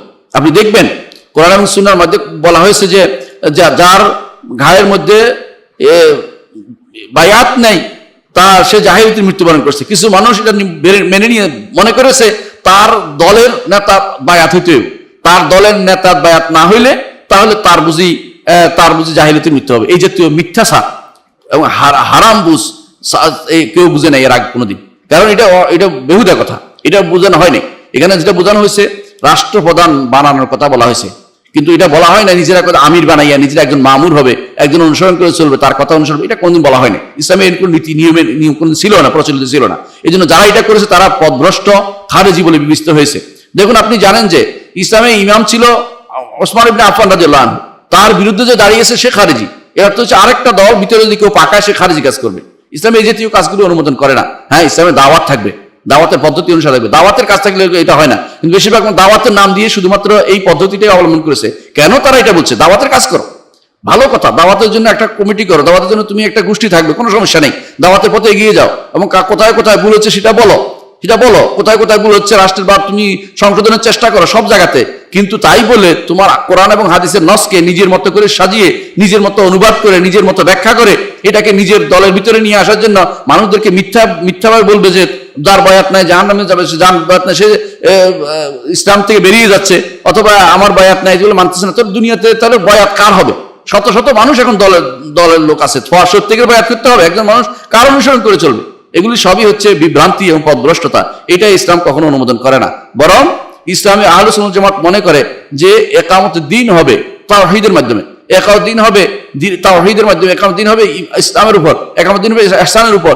যদি এটা করতে করতে একজন মানুষ ক্ষমতায় যাওয়ার মতো অবস্থা তৈরি হয়ে ক্ষমতায় যাবে, পরিচালনা করবে, এ সবই হবে, কিন্তু প্রথম কাজ হবে তাওহীদের, ঈমানের। এর মাধ্যমে এগিয়ে যেতে হবে, এবং এর মাধ্যমে আপনি যত দ্রুত এগাতে চেষ্টা করবেন তত পিছনে পড়ে যাবেন। অনেক মানুষ মনে করে আমার তাওহীদ ঠিক আছে, দেখা গেল তারা জিজ্ঞাসা করা হলে রুবুবিয়ত উলুহিয়তের পার্থক্য করতে পারবে না, তাওহীদের সংজ্ঞা দিতে পারবে না, এবং তারা বুঝবে না তার কর্মকাণ্ডে শিরকের মধ্যে পাওয়া যায়, আচরণ পাওয়া যায়, তাদের কর্মকাণ্ডে বেদাতে পূর্ণ হয়ে রয়েছে। সুন্নাহ তারা প্রতিপালন করে না, সুন্নাহর অবস্থা জানে না, হাদিসের ব্যাখ্যা জানে না, কোরআন তাফসীরের ব্যাখ্যা জানে, নিজের আরেকজনের তাফসীর অনুসরণ করে চলে, যেটা কোনো নিজে বুঝেই না কি বলেছে আল্লাহ তার রাসূল। তাহলে তারা কিসের ইকামতে দিন করবে? এই ইকামতের দিন আল্লাহ রাসূল কখনো চাননি। নিজেরা বানিয়ে বানিয়ে ইকামতের দিন গ্রহণ করাটা কখনো ঠিক হয় না। এই জন্য এর থেকে বুঝতে হবে আহলে সুন্নাত জামাত অবশ্যই ইকামতের দিন চায়, কিন্তু সেই ইকামতের দিনের পদ্ধতি হচ্ছে অবশ্যই তাওহীদ দিয়ে শুরু করতে হবে, এবং যতটুকু যাওয়া যায়, যত বেশি করা যায় তত বেশি লাভ, যত বেশি করা যায়। কিন্তু মূল যেটা না করলেই নয়, সেটা হচ্ছে অবশ্যই তাদেরকে ইকামতের দিন অর্থাৎ তাওহীদ দিয়ে এগিয়ে যেতে হবে, ঈমান নিয়ে এগিয়ে যেতে হবে, ইসলাম নিয়ে এগিয়ে যেতে হবে। এগুলি প্রতিষ্ঠা করার জন্য যার যতটুকু আল্লাহ সামর্থ্য দিয়েছে অতটুকুর মধ্যে তার কাজ করে যেতে হবে। এটা হচ্ছে ইকামতের দিন। দিনকে যা বোঝায়, দিন বলতে যা বোঝায় প্রত্যেকটা জিনিসেই অনুসরণ করতে হবে। শুধুমাত্র দিন শুধু রাষ্ট্র ক্ষমতা দখল নয়, অথবা রাষ্ট্র ক্ষমতা ছাড়াও নয়। অনেকে আবার দেখা যায় রাষ্ট্র ক্ষমতা হবে না, দরবেশ হয়ে যাবে, এটাও ইসলাম বলে না। এটা আসবে, যখন আসবে সেটা নিবে, এবং যখন আসার সুযোগ আসবে তখন সেটা গ্রহণ করবে, এটাও ইসলাম বলে। কিন্তু তাই বলে ওইটাই একমাত্র উদ্দেশ্য হওয়া এবং ওইটার পিছনে অন্যগুলিকে মাধ্যম বানিয়ে নেয়া, অন্যগুলিকে এটার খাদেম বানিয়ে নেয়া, অন্যগুলি খেদমতে দিন বলা, এই জাতীয় কথাগুলো জায়েজ নাই। এটাই হচ্ছে ভুল তথ্য যার উপরে চলে। আহলে সুন্নাত জামাত কখনো সেটা বলে না। তারা বলে যে ইকামত দ্বীন অর্থই হচ্ছে তাওহীদ নিয়ে এগিয়ে যাবে, একে অপরকে দিনকে প্রতিষ্ঠা করার জন্য। কোথাও দিনের অবনতি দেখলে সেটা বলার জন্য, কোথাও শিরকের অবনতি দেখলে সেটা থেকে মুক্ত হওয়ার জন্য বলবে, বেদাত চলছে তা থেকে মুক্ত করার জন্য চেষ্টা করবে, এবং সুন্নাতের কোথাও অবনতি দেখলে সেটা শূন্য প্রতিষ্ঠা করার জন্য তারা প্রচেষ্টা চালিয়ে যাবে। এই জন্য তাদের কি করে, তারা ফায়ানহাউনা আন তারাক্কুসিন জাফিন ওয়া তানাত্তুন গালিব, তারা সব রকমের ছাড় প্রবণতা ছেড়ে দেয়। ছাড় প্রবণতা কি? বর্তমান লিবারাল হয়ে যায়। কিছু মানুষ আছে ক্ষমতা যাওয়ার জন্য বলে আমি তো ইসলামের কথা বলি না, আমি ইসলাম শরীয়ত বাস্তবায়ন করতে চাই না। মনে করে তারা এইভাবে গেলে ইসলাম শরীয়ত বাস্তবায়ন করতে পারবে। আগে বলেন না, পরে যে পারবেন আপনি দেখবেন তথাকথিত যারা টিউনিশিয়ার ক্ষমতাধীন আছে ওরা স্পষ্ট বলে দিয়েছে ওই দিন যে আমরা ইসলাম কায়েম করার, ইসলামী শরীয়ত কায়েম করার জন্য যাচ্ছি না, আমরা চাচ্ছি ইনসাফ কায়েম করার জন্য। আরে ইনসাফ তো ইহুদিরাও বলছে, নাসারারাও বলছে, ইনসাফের কথা তো অন্যরাও বলে। ইনসাফের কথা দাবি তো আর সারা দুনিয়ার মানুষের মধ্যে। ইনসাফ ইসলামের মধ্যে তো ইনসাফ রয়েছে, শরীয়তের মধ্যে ইসলাম রয়েছে, দিন কায়েমের মধ্যে ইনসাফ রয়েছে। এর বাইরে আর যেটা ইসলামের দাবি করে মিথ্যা দাবি হবে। কারণ ইসলাম আসছে ইসলাম ইনসাফ নিয়ে। এর বাইরে প্রত্যেকে জুর এবং জুলুমের মধ্যে ছিল। যারা যতক্ষণ ইসলামের মধ্যে ছিল, প্রত্যেক নবীর অনুসারীরা তখন ইনসাফের মধ্যে ছিল। তাদের ইসলাম ছিল প্রত্যেক নবী রাসূলের দিন। এরপরে যখনই তারা ভিন্ন নাম নিয়েছে তখন তারা ইনসাফ বাদ দিয়ে তারা জুলুম এবং এই জুরের মধ্যে এবং হারামের মধ্যে তারা মোরতাকিব হয়ে গেছে। সুতরাং যে ব্যক্তি বলবে যে ক্ষমতায় গিয়ে ইসলাম কায়েম করবে, ইনসাফ কায়েম করবে, সে মিথ্যাচার করতেছে, সে কিছুই করতে পারবে না। সে শুধুমাত্র মানুষকে ধোঁকা দিচ্ছে। এটা ধোঁকাবাজেরা। ক্ষমতায় যাওয়ার আগেই তাকে ইনসাফের কথা বলতে হবে, সাহস করে বলতে হবে যে আমি ইসলাম কায়েম করতে চাই। যদি ক্ষমতা যেতে পারি, মানুষ যদি কোনো ক্ষমতা দেয় চলে যাবো। আপনি যেমন তেমন করে ক্ষমতায় গিয়ে ইসলাম কায়েম করবেন, এটা আপনার হবে না। আপনি হক কথা বলে সাহসের সাথে বলবেন যে আমি যদি ক্ষমতা যেতে পারি আমি এটা করবো। মানুষ যদি আপনাকে ভোট দেয়, আপনাকে অনুমতি দেয়, আপনি যাবেন না, এটা তো কোনো শরীয়ত নিষেধ করে না। কিন্তু আপনি লুকোচুরি খেলবেন, আপনি ইসলামী শরীয়ত বাস্তবায়নের কথাটা কেটে দিবেন আপনার থেকে, আপনাদের গণতন্ত্র থেকে। এটা কোন ইসলাম কায়েম করবেন আপনি? এটা কোন ইসলাম কায়েম করবেন? কে বলেছে আপনাকে ইসলাম কায়েম করতে? ওইভাবে ইসলাম কায়েম করবেন সব বাদ দিয়ে? এটা ইসলাম সামান্যতম অংশ বাদ দেওয়ার কোনো সুযোগ নাই। ইসলাম প্রত্যেকটি ক্ষণ আপনি রেখে দিবেন, কোনো কিছু ছাড় দেওয়ার কোনো সুযোগ নেই। লিবারাল দেখানোর কোনো চেষ্টা নাই। কিছু মানুষ লিবারাল হয়ে গেছে, একেবারে লিবারাল হতে হতে তারা ইসলামের নাম গন্ধ মুখে উচ্চারণ করতে রাজি নেই। তারা এখন বলে যে আমরা শুধুমাত্র সামাজিক জাস্টিস, সাম্য চাচ্ছি। কেউ বলে যে আমি এই চাচ্ছি, ওই চাচ্ছি, আমি মানুষের ভালো জিনিস চাচ্ছি ইত্যাদি। কিন্তু এগুলি কোনোটাই আহলে সুন্নাত জামাতের নীতি নয়। আহলে সুন্নাত জামাত কোনো সামান্যতম জিনিসও ছাড় দিতে রাজি নয়। ওয়া তানাত্তুন গালিব, আর তারা আহলে সুন্নাত জামাত কখনো বাড়াবাড়িতে চলে যেতে রাজি নয়। বাড়াবাড়ি কি? কিছু মানুষ আছে কাফের বানাই ফেলবে। কেন জিহাদ করতেছে না? তথাকথিত নামধারী জিহাদের নাম দিয়ে তারা মানুষের কাফের বানিয়ে ফেলছে। আবার দেখুন তাদের অনেকেই দেখা যায় রাষ্ট্রপ্রধান সবগুলি একসাথে কাফের বানিয়ে ফেলছে। এটাও কিন্তু একটা অন্যায়। আপনি কিসের ভিত্তিতে তাদের কাফের বলতেছেন? তারা অনেকেই নামাজ পড়ে, অনেকে নামাজের কথা বলে, অনেকে হয়তো ভুল বুঝে আসে, তাদেরকে ভুল বুঝানো দরকার, তাদেরকে সঠিক ভুল বুঝানো থেকে সঠিক বুঝে নিয়ে আসা দরকার। কিন্তু আপনি তাদেরকে কাফের বানিয়ে ফেলতেছেন। আবার তাদেরকে দেখা যাচ্ছে পুরো তাদের কোনো চাকরিও করা যাবে না, তাদের পিছিয়ে চলা যাবে না। এই যে বাড়াবাড়িগুলো আপনাদের মধ্যে আসছে, সেটাও কিন্তু আহলে সুন্নাত জামাতের আকীদার বাইরের জিনিস। আহলে সুন্নাত জামাত এই বৈশিষ্ট্যের অধিকারী নয়। তারা মধ্যম পথ অবলম্বন করে। তারা একদিকে সবসময় থাকে যে হ্যাঁ ভুলটা বলবো ভুল, ভালো হইলে তাদের ভালোটা বলবো, আর যেটা খারাপ এটা খারাপ বলবো। কখনো তারা অন্যায়কে ন্যায় বলে না, ন্যায়কে অন্যায় বলে না, বরং তাদের ভালো, প্রত্যেকের ভালো মন্দ মিলে তারা চলে এবং তারা মধ্যম পন্থা অবলম্বন করে। এটা হচ্ছে আহলে সুন্নাত জামাতের একটি বৈশিষ্ট্য। আর কি, তারা নিজে না বুঝে পাগলামি করে না।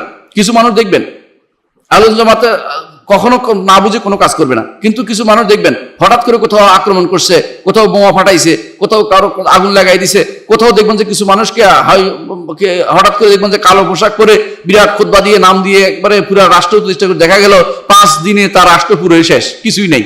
এটা হচ্ছে নাম কেউ আসতে নিজে মনে করে একটা বিরাট কিছু করে ফেলছে, এটা তারা করে না। আবার কিছু মানুষ আছে ভয়ে একবারে ইমান থেকে দূরে সরে গেছে, এটাও তারা করে না। এই দুইটাই কোনটা করে? আহলে সুন্নাত জামাত সবসময় মধ্যম পন্থা অবলম্বন করে।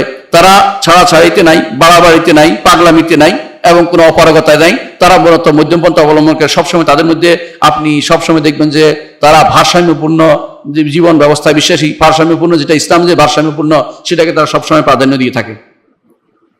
তারা কি করে? আল্লাহর কাছে নিরাপত্তা চায়। ওয়ালাই তাআরাদুনিল বালা মুসিবত তালাশ করে বেড়ায় না। কিছু মানুষ আছে বলে যে জেলে না গেলে তার কি ঈমান পূর্ণ হয় না। জেলে গেলে নাম দিয়েছে যে নবী ইউসুফের পাঠশালা, নবী ইউসুফের পাঠশালা। আপনার কে বলেছে জেলে যাওয়া? জেলে কত মানুষ জানে জেলে যায় না, তাদের ঈমান পূর্ণ হয় না। আপনার কে বলেছে? কেউ গেছে জেলে, বহু মানুষ জেলে যায় না। সাহাবা একরাম কয়জন জেলে গেছে? তারা তো ইমানে পরিপূর্ণ ছিল, তারা যুদ্ধ করেছে, জিহাদ করেছে, জেলে তো যায়নি। জেলে যাওয়াতে তার মনে করে যে এটা বিরাট কিছু বালা। কেউ মনে করে যে বিপদে যাইয়া একটা মারামারি করতে হবে, একটা গাড়ি ভাঙতে হবে, অথবা কোথাও যাইয়া একটা বড় বড় কথা বলতে হবে, অথবা কারো বিরুদ্ধে কথা একটা বিবৃতি দিতে হবে কোনো ক্ষমতাসীন বিরুদ্ধে, তাহলে তারা বোধ ভালো থাকবে। আর কেউ মনে করে যে কোথাও যে মারামারি হারানি করতে হবে। এটা আহলে সুন্নাত জামাতের তরিকা না, পদ্ধতি নয়। এটা হচ্ছে তথাকথিত লোকদের তরিকা। তারা মনে করে যে বিপদের দিকে আনা, বিপদ লাগিয়ে দেয়া, আগুন লাগিয়ে দেয়া, কোনো একটা গন্ডগোল লাগিয়ে দিলে ঠান্ডা হয়ে পরবর্তীতে আমাদের হাতে ক্ষমতা আসবে, এই জাতীয় আকাশ কুসুম কল্পনা করে কিছু মানুষ বসে আছে। না, এটা নাম দিয়েছে তারা, যত বেশি পারো গন্ডগোল লাগিয়ে দাও, পরে ঠান্ডা হলে তাদের ইমাম আসবে। নাম দিয়েছে এই গন্ডগোল লাগবে মাহাদি আসবে, মাহাদি আসলে আমরা ক্ষমতা যাব, বা অথবা কেউ মনে করতেছে এরকম গন্ডগোল লাগলে তখন ভারতে যুদ্ধ হবে, কি নাম দিয়েছে গজওয়াতুল হিন্দ হবে। এই জাতীয় আকাশ কুসুম কল্পনা, মিথ্যাচার মধ্যে তারা ডুবে আছে। এই জাতীয় জিনিস ইসলাম বলে না। আহলে সুন্নাত জামাতের আকীদা হচ্ছে নিরাপত্তা সবসময়, তারা কখনো বিপদে পড়তে চায় না। সাল্লাল্লাহু আফিয়া, তারা বলে যে আমরা নিরাপত্তার মধ্যে থাকতে চাই, এবং তারা বলে যে নিরাপত্তার মধ্যে যতক্ষণ নিরাপত্তা থাকা যায় ততক্ষণ নিরাপত্তা থাকবে। এর মধ্যে থেকে দাওয়াত দিতে হবে, নিরাপত্তা থেকে দাওয়াত দিতে হবে, দাওয়াত বন্ধ করা যাবে না। নিরাপত্তা থেকে যতটুকু পারা যতটুকু দাওয়াত দিবে, নিজে বিপদে পড়ে দাওয়াত দিতে তারা বলে না। হ্যাঁ, যেখানে যদি কোনো এমন হয়, এমন ব্যক্তিত্ব হয় যা বিপদে পড়া জরুরি হক কথা বলার জন্য, সেখানে তারা বলে। কিন্তু এটা যেমন ইমাম আহমদ ইবনে হাম্বল হক কথা বলেছেন, কিন্তু আবার অনেকেই সেটা করেনি, কারণ তারা এমন গ্রহণযোগ্য ব্যক্তিত্ব নয়। যার কথা বললে শুনবে এরকম অবস্থা নয়, অর্থাৎ যাদের কথা শোনা হয় না এরা বিপদে পড়বে না। এরা বলবে যতটুকু তার দায়িত্বে আছে ততটুকু সে বলবে। আর যাদের কথা শুনতে বাধ্য, যাদের কদোয়া বা অনুসরণযোগ্য ব্যক্তিত্ব, এরকম ব্যক্তি যদি হয়, এরকম ব্যক্তি কোথাও পাওয়া গেলে তিনি তখন হক কথা বলবেন। বিপদ হলো তিনি হক কথাটা তার সামনে বলবেন।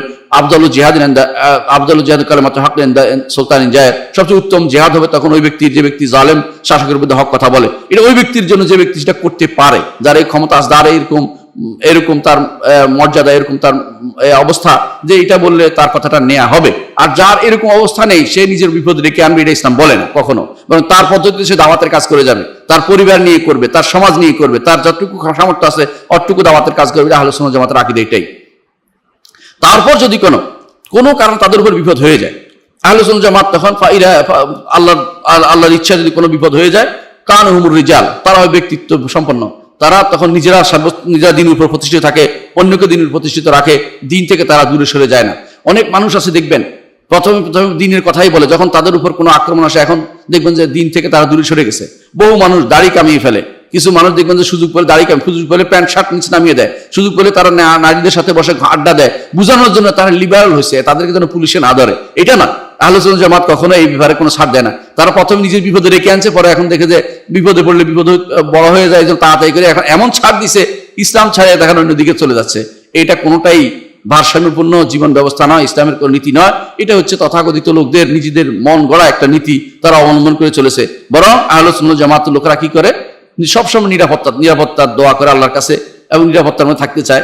যখন নিজে বিপদের মধ্যে পড়তে ইচ্ছাকৃত বিপদে পড়ে না, যদি বিপদ এসেই যায় সেটা তারা মেনে নেয় যে আল্লাহর পক্ষ থেকে এটা আসছে, এবং তারা তখন তারা সেটাকে ধৈর্যের সাথে মোকাবিলা করে, এবং অন্যদেরকে ধৈর্যের মধ্যে থাকার জন্য তারা উপদেশ দেয়। সাবিরু ওয়া রাবিতু, এবং তারা সবর করে, ইসবিরু সবর করে, অন্যদেরকে সবর করতে বলে, এবং রাবিতু তারা দ্বীনের উপর সুপ্রতিষ্ঠিত থাকে। এটা আহলে সুন্নাত জামাতের একটি বৈশিষ্ট্য। আহলে সুন্নাত জামাতের আরেকটি বৈশিষ্ট্য হচ্ছে তারা ইয়াতাজুলুল মাআসি, গুনাহ থেকে দূরে থাকে,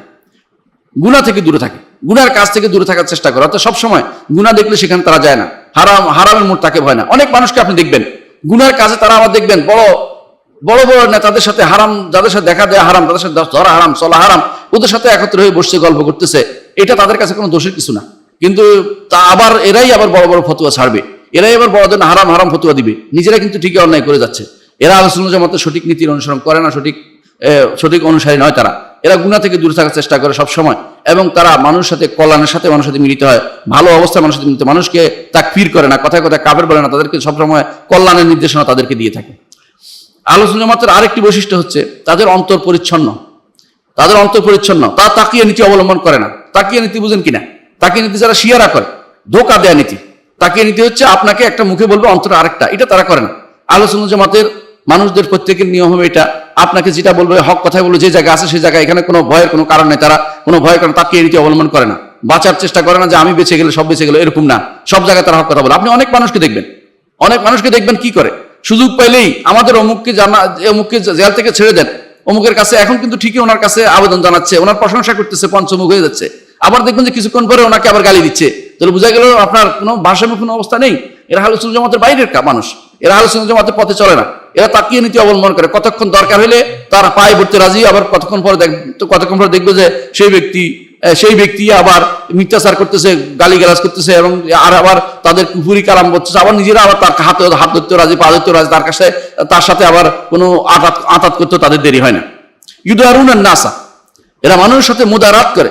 মুদারাত হচ্ছে নম্র ব্যবহার করে, এবং তাদের সাথে এমন ব্যবহার করে যে ব্যবহারের মাধ্যমে তাদের মন জয় করা যায়, এরকম ব্যবহার তারা করে, এতে কোনো সমস্যা নেই। কিন্তু ওলা ইউদাহিনু নাও, অর্থাৎ তাদের মুদাহানা করে। মুদাহানা হচ্ছে এটা যে তারা তাদের অন্যায়কে ন্যায়ের আবরণ দিয়ে ছাড়ে না। অর্থাৎ তারা বলে না ওনার এটার ইয়া ছিল, কোনো একটা সুবিধা ছিল, ইত্যাদি ইত্যাদি বিভিন্ন রকমের কথা দিয়ে তারা কোনো অন্যায়কে প্রশ্রয় দেয় না, অন্যায়কে প্রশ্রয় দেন। তবে তারা মানুষের সাথে নরম ব্যবহারের মাধ্যমে তাকে সঠিক পথে আহ্বান জানায়। এটা হচ্ছে আহলে সুন্নাত জামাতের একটি বৈশিষ্ট্য। আহলে সুন্নাত জামাতের আরেকটি বৈশিষ্ট্য হচ্ছে যারা তাদের সাথে সম্পর্ক পরিত্যাগ করে, তাদের সম্পর্ক রক্ষা করে চলে, এবং যারা তাদেরকে কিছু দেয় না তাদেরকে প্রদান করে। অর্থাৎ উল্টাটা, যা কেউ তাদের সাথে তাদেরকে দিতে অস্বীকার করে, তারা কিন্তু তাদেরকে কাউকে দিতে অস্বীকার করে না, এবং তারা তাদের কেউ জুলুম করলে তাকে তারা ক্ষমা করে দেয়। আহলে সুন্নাত জামাতের আরেকটি বৈশিষ্ট্য হচ্ছে যে তারা ক্ষমা করে, এবং যারা পরিচিত নিয়মে আমরুল মারুফ করে, নেহি আনিল মুনকার করে, এবং হকের কথা বলে, এবং জাহেল যারা তাদের থেকে মুখ ফিরিয়ে নেয়। জাহেলরা অনেক রকম গালি দিবে, কিন্তু তাদেরকে তারা গালি দেয় না, তাদেরকে ছেড়ে দেয়, এদের প্রশ্ন উত্তরও দেয় না। অনেক সময় দেখবেন আহলে সুন্নাত ওয়াল জামাত যারা কি বললো মোটেই তাকায় না। অনেকে দেখবেন যে গালি গালাজ করে ভরাই দিচ্ছে, কাফের, ফাসেক, তার মুনাফেক, কত রকমের কথা বলে। আহলে সুন্নাত জামাতের কাজ হচ্ছে তাদের সেটার উত্তরে তারা খারাপ কথা বলেন, এবং তাদেরকে ইয়াখুজুনা বিল আফওয়ি, ক্ষমার কাজ করে, যে ক্ষমা করে দিলাম, যা ইচ্ছে তা হোক। ওই ইয়ামুনা বিল উরফি, হক কথা বলে, এবং জাহেলদের থেকে মুখ ফিরিয়ে নেয়। আর ইয়াসবিরুন, সবর করে, ইয়াহলুমুন, সহিষ্ণু হয়, এবং আল্লাহর উপর তাওয়াক্কুল করে, তাদের জীবনে প্রতিটি কাজ তাওয়াক্কুল করে চলে। হক কথা বলতে তারা দ্বিধা করে না। তাওয়াক্কুল থাকলে এটা বলা যায়, তাওয়াক্কুল না থাকলে বলতে পারে না। তাওয়াক্কুল না থাকলে দেখবেন যে কেউ দাড়ি কামিয়ে বসে রয়েছে, দেখবেন যে তারা টাকুর নিচে কামড় পড়তেছে, দেখবেন যে তারা শরীয়ত মোতাবেক চলতেছে না, ভয়ে এরকম কাজ তারা করে না। তারা সর্ব অবস্থায় তারা আল্লাহর উপর তাওয়াক্কুল করে চলে। তাদের আরেকটি বৈশিষ্ট্য হচ্ছে যে তারা আল্লাহর মহব্বতের মাধ্যমে তারা প্রসিদ্ধি লাভ করে, আল্লাহর ভালোবাসায় প্রসিদ্ধি লাভ করে, এবং তারা আল্লাহ তাআলার ভয়ে তারা সদা কম্পমান থাকে, এবং তারা খুব কমই নিজে দুনিয়ার বিভিন্ন কাজে জড়িত হয়ে পড়ে। তাদেরকে দেখবেন না ব্যবসা বাণিজ্যে মানুষের টাকা নিয়ে ব্যবসা করতেছে, মানুষের টাকা নিয়ে জমি জমা ব্যবসা নিয়ে লেগে যাচ্ছে, এরকম কাজ তাদের মধ্যে খুব কমই দেখবেন। তারা দেখবেন যে খুব প্রয়োজন নিজের বাড়ি করেছে, যতটুকু থাকা দরকার টুকুর জন্য চেষ্টা করেছে, এবং তারা নিজেদের কর্মকাণ্ডে যতটুকু আছে অতটুকুর মধ্যে জড়িত থাকতে চায়, দুনিয়ার কাজে এত বেশি জড়িত হতে চায় না যেভাবে অন্যরা জড়িত হয়ে পড়ে। তারা খুব কমই দুনিয়ার কর্মকাণ্ডে জড়িত হয়। এজন্য তাদের দুনিয়াদার না হওয়ার পিছনে আমাদের শেখ তাদের একটা সুপ্রসিদ্ধি আছে যে তারা দুনিয়াদার হয় না। যেমন শেখ মোহাম্মদ সালেহ উসাইমিনকে দুনিয়া সবাই মানে বলতো জাহিদ, আল আলিম জাহিদ, এবং তাকে একবার বলা হয়েছিল যে আপনার জন্য মালিক ফাইসাল বলেছিলেন যে একটা খালেদ সম্ভবত ওনাকে বলেছিলেন যে আপনার জন্য একটা বাড়ির ব্যবস্থা করে। তিনি বলছে আমার একটা বাড়ি আছে, কোথায়? অমুক জায়গাতে, ওখানে একটা কবরস্থান। উদ্দেশ্য হচ্ছে আমার এত বাড়ির দরকার নেই, আমার একটা বাড়ি আছে, কোথায়? অমুক জায়গাতে। অর্থাৎ তিনি মনে করছেন ওই বাড়িটা বাদশা বুঝছে তার একটা বাড়ি আছে, আসলে উনি বুঝাচ্ছেন যে এখানে একটা কবরস্থান আছে, ওইটাই আমার জন্য যথেষ্ট, আমার এই বাড়ির দরকার নেই। এটা হচ্ছে আমাদের শেখ মোহাম্মদ সালেহ উসাইমিনের পদ্ধতি। যাদেরকে আমরা আহলে সুন্নাত ওয়াল জামাতের ইমাম হিসেবে আমরা মনে করি যে এরা হচ্ছে এরকম ইমাম। এরকম নয় যারা সুযোগ পেলে সমস্ত ব্যবসার নাম দিয়ে হালাল হারামকে মিশিয়ে একাকার করে ফেলা, এই পদ্ধতি আহলে সুন্নাত জামাতের লোকেরা করে না। আহলে সুন্নাত জামাতের আরেকটি বৈশিষ্ট্য হচ্ছে যারা জামাতের সাথে সালাত আদায় করতে সবসময় সচেষ্ট থাকে। একটা জামাত ছুটে গেলে তারা খুব কষ্ট পায়, এবং তারা নেক কাজের মধ্যে সবসময় থাকে। কোন নেক কাজ পাইলে, আনুগত্য জিনিস পাইলে তারা সেখানে সবসময় করে, এর থেকে ছেড়ে দিতে চায় না কোনো কিছুই। আর তাদের আরেকটি বৈশিষ্ট্য হচ্ছে কিয়ামুল লাইল তারা করে। আরেকটি বৈশিষ্ট্য হচ্ছে যে তারা সবসময় ভয় থাকে, ভয় কম্পমান থাকে, চোখের পানি তাদের সবসময় বেরোতে থাকে, আল্লাহকে একাকিত্ব অবলম্বন করে তাদের চোখ থেকে পানি পড়তে থাকে। তারা এরকম নামমাত্র তথাকথিত একাত্র হইয়া কয়েকজন দেখানোর জন্য তারা সব বেদায় নাম দেয় না। তারা বসে তারা একান্তভাবে আল্লাহ তাআলা ইবাদত করে, এবং তারা চোখের পানি পড়ে। রাসূলুল্লাহ সাল্লাল্লাহু আলাইহি ওয়াসাল্লাম যেটা বলেছেন, রাজুলুন যাকারাল্লাহ খালিয়ান ফাফাদাত আইনাহু, একজন মানুষ আল্লাহর কথা স্মরণ করেছে, একাকিত্ব তার চোখ পানিতে ভরে গেছে। এরকম আহলে সুন্নাত জামাতের মানুষগুলো এই কাজটি করে থাকে, দেখানোর জন্য কোনো পদ্ধতি অবলম্বন করে না।